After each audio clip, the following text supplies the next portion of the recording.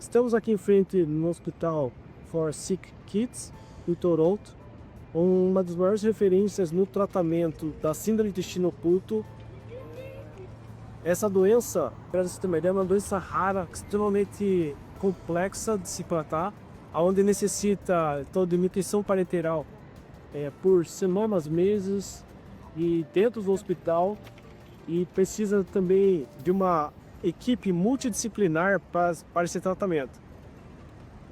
O hospital ele possui então uma gama de conhecimento e expertise aplicada à educação da família, assim como também eles conseguem fazer essa transição do paciente do hospital para fazer a parenteral, nutrição parenteral em casa, que é algo que não existe em comum no Brasil.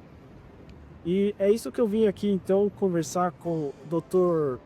Yaron Yavitsur e sua equipe sobre essa transição e como que é feito esse cuidado no paciente, e eles puderam então me dar um pouquinho sobre esse conhecimento, essa visão que eu quero transmitir para vocês. E assim, a gente continua com essa conversa com vocês quando voltar para o Brasil. A maioria das pessoas nunca ouviu falar da síndrome do intestino curto, até descobrir que ela impacta alguns milhões de reais no sistema de saúde, e também ela pode definir se alguém vai usar um catéter pelo resto da vida. Quando a gente fala de doenças raras, isso às vezes parece meio distante, quase que abstrato. Mas hoje eu quero te mostrar sobre uma condição que é rara sim, mas ao mesmo tempo ela é extremamente concreta, complexa para qualquer sistema de saúde. Essa história começa lá num dos maiores hospitais do mundo, que é o Sick Kids, lá em Toronto, no Canadá. E chega aqui ao Brasil, aos hospitais públicos, privados, operadores de saúde, às famílias e aos gestores que precisam tomar decisão e possuem então possuem recursos tão limitados. Nesse vídeo você vai entender o que realmente é a síndrome do intestino curto, como ela pode evoluir para a falência intestinal, quais são os seus tipos, as suas principais causas e por que essa condição tornou uma das maiores desafios clínicos, assistenciais e econômicos da nutrição especializada. E no final, eu vou mostrar o ponto que quase nunca entra em discussão, mas muda completamente o desfecho desses pacientes. Antes de qualquer coisa, vamos alinhar alguns conceitos. Síndrome de intestino curto, ou SIC, é a condição rara caracterizada pela perda funcional de grandes segmentos do intestino delgado, geralmente após ressecção cirúrgica e extensas. Em adultos, isso costuma acontecer por diversos motivos, mas destacados como doença de Crohn e algumas isquemias. Já em pediatria, ela pode ser definida como o Naspigan considera, que é a síndrome do intestino curto, é quando a criança necessita de nutrição parenteral por mais de 60 dias após a ressecção intestinal ou quando resta menos de 25% do comprimento intestinal que é esperado para aquela idade. Agora pensa no intestino delgado como uma grande área de troca. Ali o corpo ele absorve água e energia, proteínas, vitaminas, minerais. Quando essa área fica pequena demais, o organismo simplesmente não consegue se sustentar e apenas com alimentação oral e enteral. E é aqui que surge um ponto muito essencial. A síndrome do intestino curto não é sinônimo automático de falência intestinal, mas muitas vezes ela evolui para ela. A falência intestinal ela é definida como uma redução da massa intestinal funcional a um ponto que ela não consegue sustentar a vida sem suporte parenteral por pelo menos 60 dias dentro de um período de 74 dias consecutivos.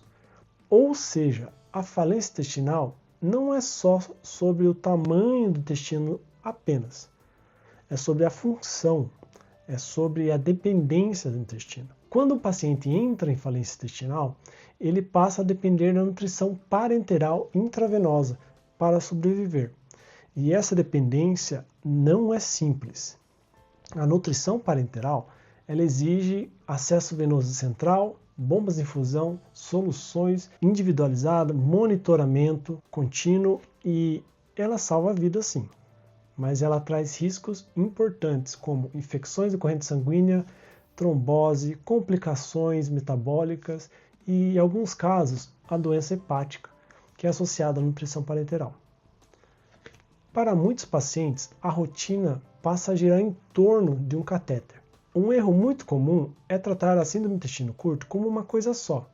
Na prática, o que realmente define o prognóstico do paciente não é apenas o comprimento do que remanesceu do intestino, mas qual intestino ficou e como eles estão conectados. Por isso, a síndrome do intestino curto ela é dividida em 3 tipos. O tipo 1 ele é o cenário mais desafiador.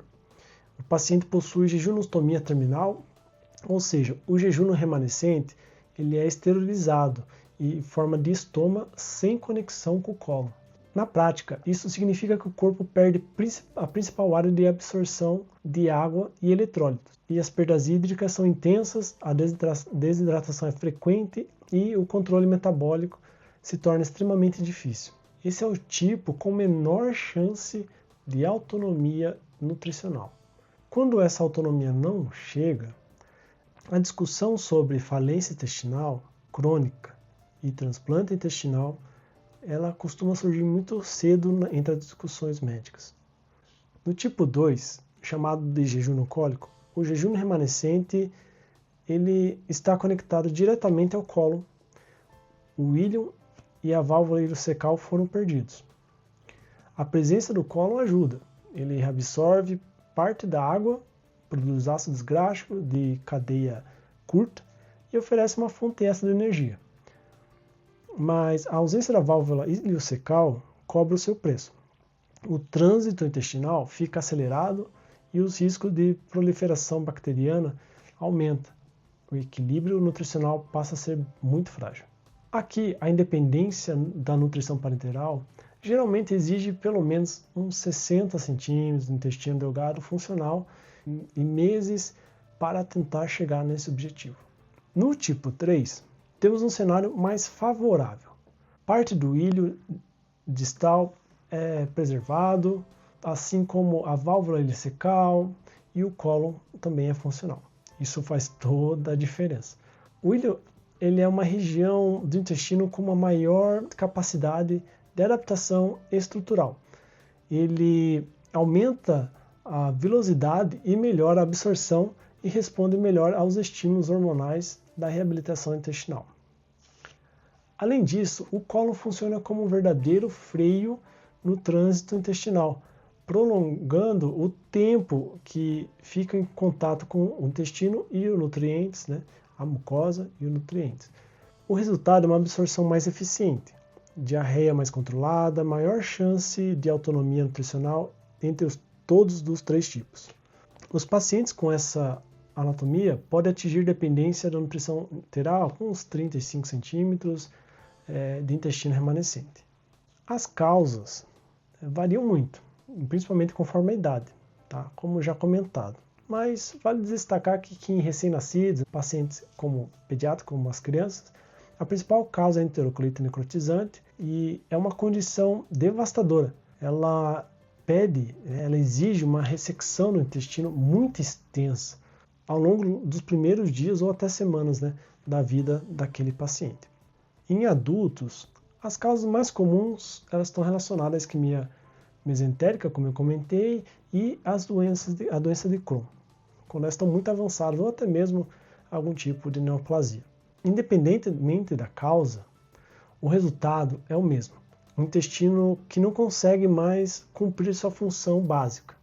É agora que chegamos no ponto que quase nunca aparece em vídeos ou em discussões públicas. A síndrome do intestino curto não é apenas um desafio clínico, ela é um desafio estrutural para qualquer sistema de saúde.